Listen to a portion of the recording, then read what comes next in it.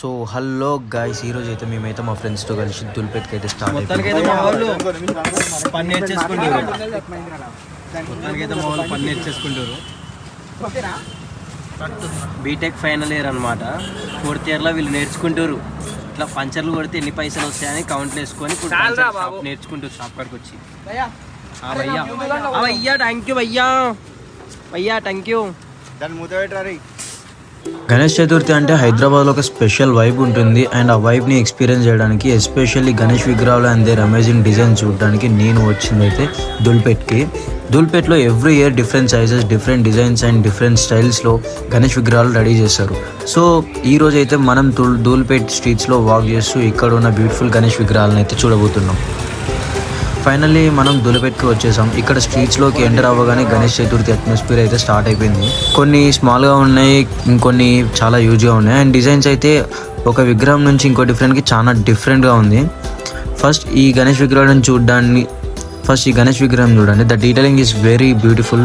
Face expressions అయినా, crown అయినా, ఇంకా కలర్స్, ప్రతి స్మాల్ డీటెయిల్ మీద చాలా అటెన్షన్ పెట్టారు.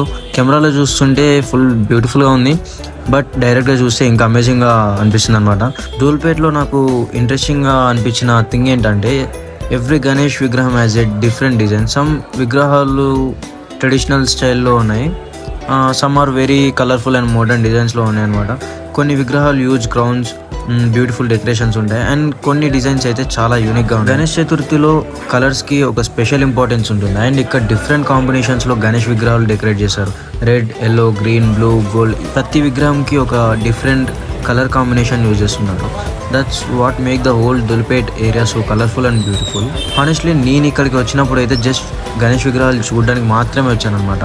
బట్ ఇక్కడికి వచ్చిన తర్వాత డిజైన్స్ అండ్ డీటెయిలింగ్ చూస్తుంటే ఎక్స్పీరియన్స్ ఇట్సెల్ఫ్ చాలా డిఫరెంట్గా అనిపించింది. ఒక విగ్రహాన్ని బ్యూటిఫుల్గా చూడడం ఒకటి, బట్ దాని వెనక ఉన్న క్రియేటివిటీ అండ్ హార్డ్ వర్క్ని అండర్స్టాండ్ చేయడం ఇంకొక నెక్స్ట్ లెవెల్ అనమాట.